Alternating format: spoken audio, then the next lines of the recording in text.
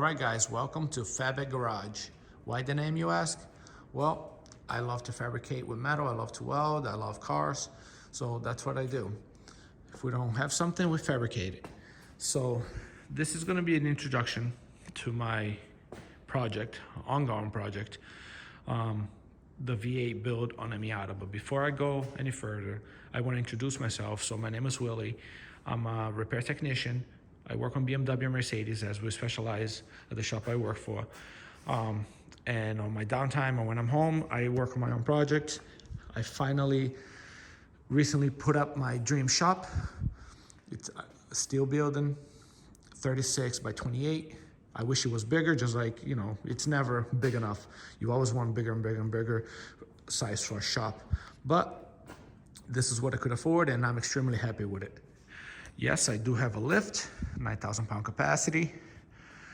I've always wanted a lift. It's been one of my dreams from childhood, and I finally got it, and it's the best thing ever.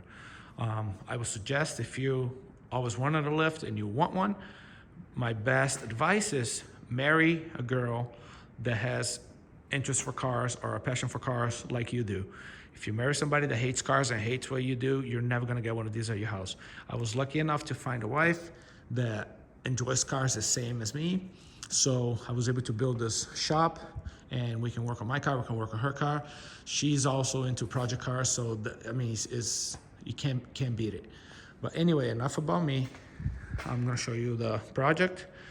2004 Miata LS, leather package, limited slip, 1.8 obviously. Well, not anymore, but this has been on the back burner for about 2 to 3 years now. I bought this car extremely cheap. I fixed it up, drove it, brought it to autocross event, beat the crap out of it, drove it some more, and I love this thing. I mean, it's nice and light, it's nimble. You can turn the wheel and know exactly where you're going without having to worry. It's just, if you've never driven a Miata, you have to try it. I mean, people talk about, oh, Miata's a hairdresser's car and this and that. Just drive one. It's not a fast car, but it's a fun car. It's basically a go-kart. So this thing with a V8 should be interesting. We'll see. But anyway, this is the car, 2004 LS. I pulled the motor, transmission, differential about 2 years ago, and then the car's set because I've always wanted to try and get to this project, and I've always kept putting it on the back burner. But I think it's time for me to get going on this thing, especially now that I have a lift, because when I started this project, my plan was to do it on my back, which was gonna take me a lot longer. But now with the lift, it should go a lot quicker. The car's in decent shape. It does have some rust or a little bit of rot on the side, underneath the side skirts. But now that I'm doing the V8, I'm gonna cut that off. I'm gonna buy the panels, and I'm gonna re-weld it, and I'm gonna repair the rust, so I don't have to worry about it. The frame rails on the front have been repaired.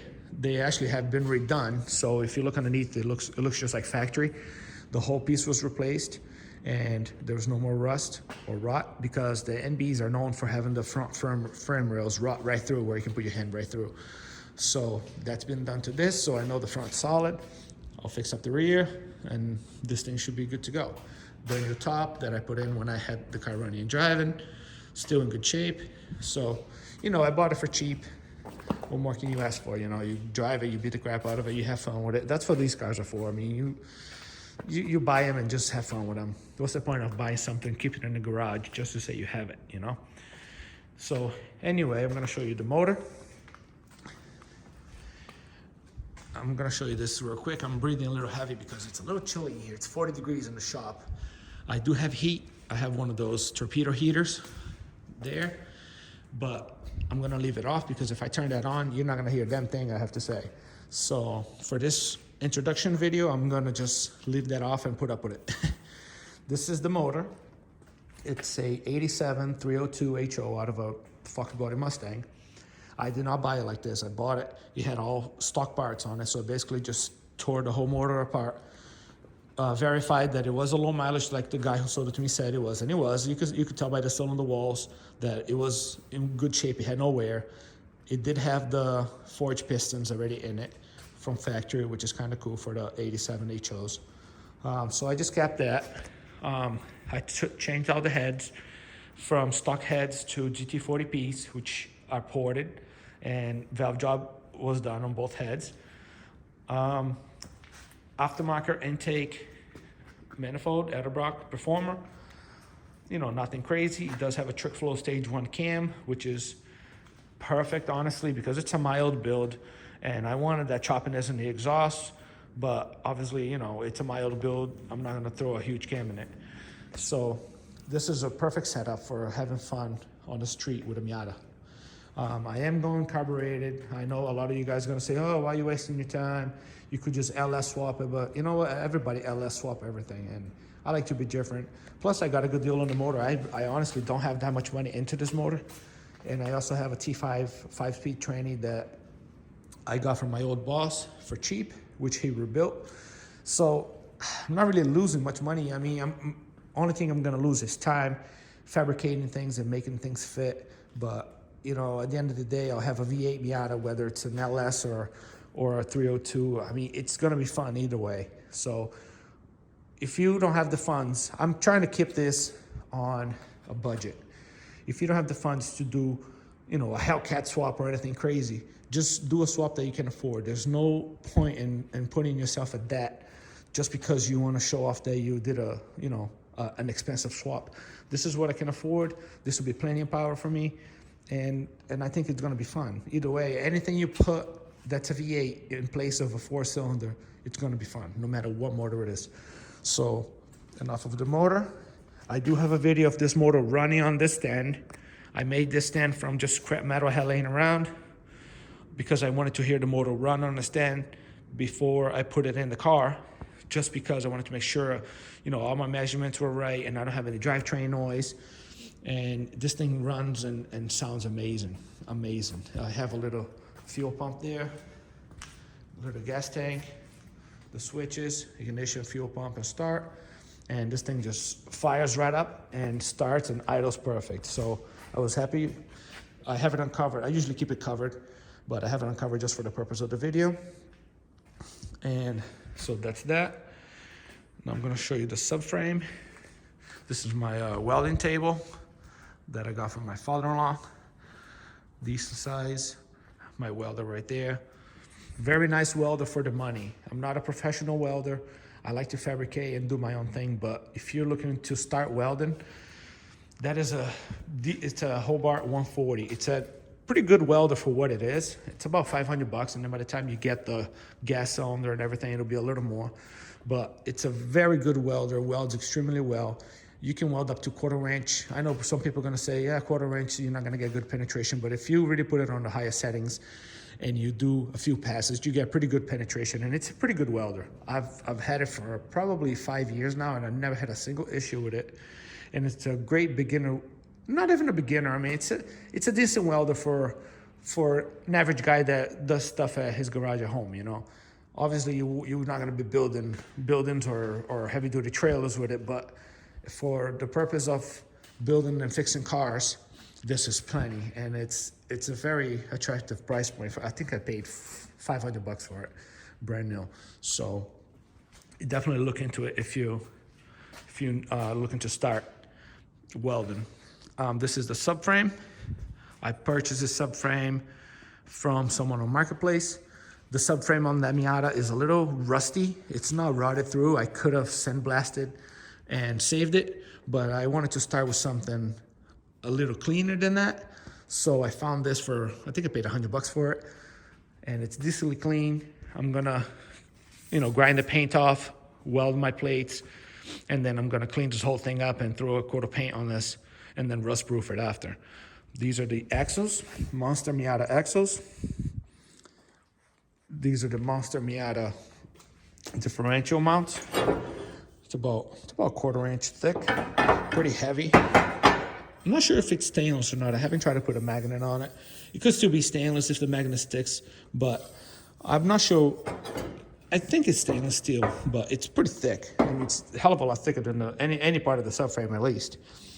So these are the two mounts. These two mounts get welded front and rear, and then your Ford 8.8 drops right on, and it's pretty much done other than putting the arms and then the custom axles, which I still have to find CV axles for a Thunderbird. This is the diff, Ford 8.8 out of a Cougar. In decent shape. I had to do some needle scaling and throw a coat of paint on it. But this is a 327 gear with track lock or limited slip. If you can see here, it's tamped right on the gear, 327. So if you are looking for one of these, this is what Marty from Monster Miata recommends. You find the 327 gear if you're using the T5. If you're looking for one of these, you got to go to a junkyard or even online, carpart.com. This is where I found mine. And you have to look for a car that has a door tag where the VIN is. You have to look for a tag that the exo code is an E, a letter E. And that points to a 327 with limited slip. And I saw that on a picture. I called up the junkyard, which was in Ohio, and they shipped it to me for an extremely good price. If you go to a junkyard and maybe the tag is not there, or for some reason you want to just double check to make sure it hasn't been changed, maybe it did come with factory limited slip and someone changed it at some point to an open, who knows. But you take the cover off and just look right on the gear, and you can see the gear ratio. And obviously you'll be able to see that it's a track lock or limited slip because you're going to see the spring and you're going to see the clutch backs. An open diff is going to look completely different. So that's how you identify that. I have the cover here, which I sandblasted, my little Harbor Freight sandblaster, which works awesome, and threw a coat of paint on. Again, this is not a high quality, expensive build. This is more for your average guy at home who wants to put a car together and have fun with it. It's not about building a car to keep it in the garage. I want to build a car to hop on it on the weekend and just have fun with it and not be afraid to scratch it. It's a car to have fun in. So that's pretty much it for the shop is a mess. I gotta clean this place up and get going on this project. But this is pretty much it for the introduction. I'm gonna be posting videos as part 1, part 2, part 3 as I go along. So if you guys are interested in following along, maybe you want to do it to your own car, I'll try and help you as much as I can on what I have learned and what I'm going to learn along the way. So this is it. Hopefully we can get this done in a few months. I'd like to get this thing running and driving. Maybe 3-4 months, basically the summertime, because right now it's winter here in Massachusetts, where I live. Obviously, because you can tell that it's 40 degrees in here and I'm dying. But yeah, so this should be a fun project. Like I said, it's not going to be anything extremely fast. It's not going to be a Lamborghini killer, but a V8 sound coming out of a Miata is going to be enough for me, honestly. I can already tell this is going to be a blast to drive, especially being a stick shift. So we'll see how we do. We'll learn along the way, just like everyone else. And we'll try to keep this thing on a budget because we all know money don't grow on trees. And, we just got to keep the price down and just have fun while we're doing it. So if you guys want to follow along and you're interested in see where this thing's going to go, just subscribe to my channel, which is fairly new. And we'll see what we can do with this thing. And we'll see you guys on the next video. And thanks for watching.